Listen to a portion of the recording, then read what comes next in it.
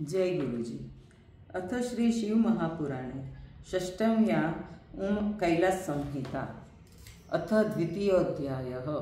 व्यास उवाच साधुपृष्ठमिदं विप्रा भवद्भिर्भाग्यवत्तमे दुर्लभं हि शिवज्ञानं प्रणवार्थप्रकाशकं येषां प्रसन्नो भगवान् सा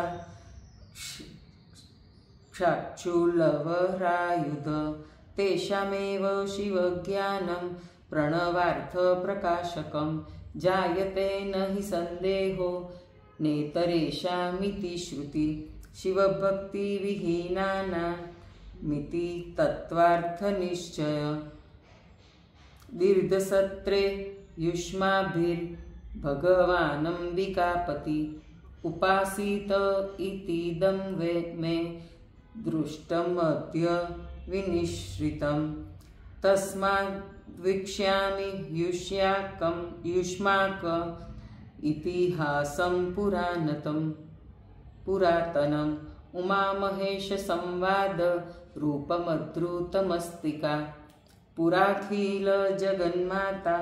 सती दाक्षायणी तनु शिवनिन्दा प्रसंगेन त्यक्त्वा च जनकाध्वरे तपप्रभावात् सा देवी सुता बुद्धिमवद्रिरे शिवार्थमतपत्सा वै नारदस्योपदेशत तस्मिन्मुदर्वरे तु स्वयंवरविधानत देवेशे च कृतो द्वाहे पार्वती सुखमापसा तथैकस्मिन् महादेवी समये पतिना सह सुपविष्टा महाशैले गौरीदेवमभाषत महादेव उवाच भगवन् परमेशान पंचकृत्य विधायक सर्वज्ञ भक्ति सुलभ परमामृत विग्रह दाक्षायणीं तनुत्वक्त्या तव निंदा प्रसंगत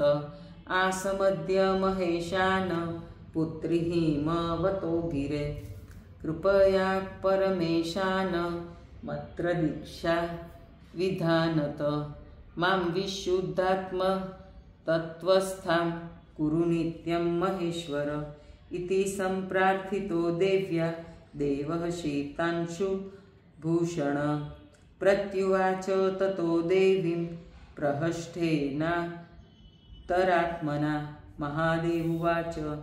धन्या त्वं देवदेवेशि यदि जाते दृशिमति कैलासशिखरं गत्वा करिष्ये त्वां च तादृशं ततो हिमवतो गत्वा कैलासमुदरेश्वरं जगौ दीक्षाविधानेन प्रणवादिन्मनुक्रमात् उक्त्वा मन्त्राश्च तां देवीं कृत्वा शुद्धात्मनि स्थितां साद्य देव्या महादेवो देवोधानं गतोऽभवत् ततः सुमालिनी मुख्ये देव्या प्रिय सखी जने समाहते प्रफुल्लेस्ते पुष्पे कल्पतरुद्रवे अलंकृत्य महादेवी स्वाङ्कमारोप्य शंकर प्रहष्टवदनस्तंस्थो विलोक्य च तदाननं ततः प्रिय कथा जाता पार्वती परमेशयो हिताय सर्वलोकानां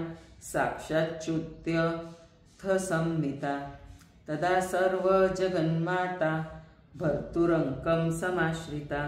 विलोक्य वदनं भूर्तर्प्रीदमाह तपोधना श्रीदेव उवाच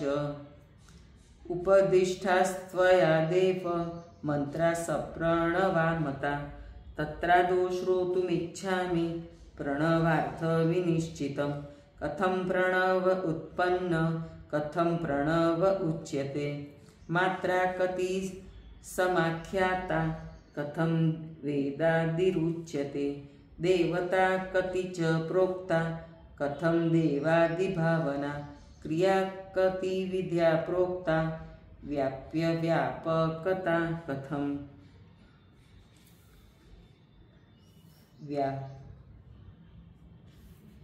ब्रह्माणि पञ्चमन्त्रेऽस्मिन्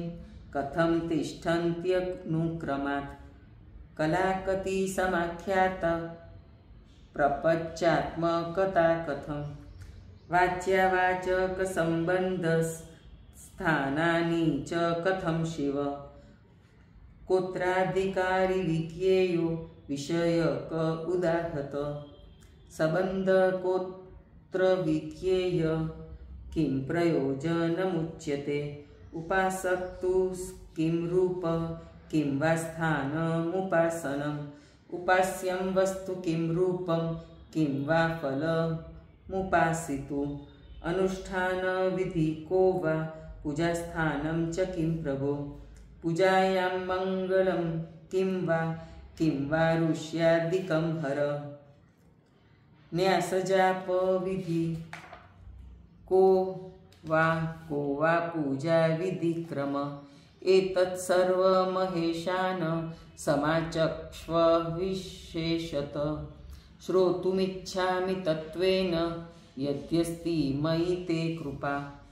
इति देव्या समापृष्टो भगवानिन्दुभूषण तां प्रशस्य महेशानीं वक्तुं समुपचक्रमे इति श्रीशिवमहापुराणे षष्ठया कैलाससंहितायां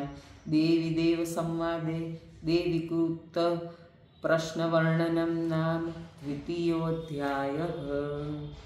जय गुरुजी।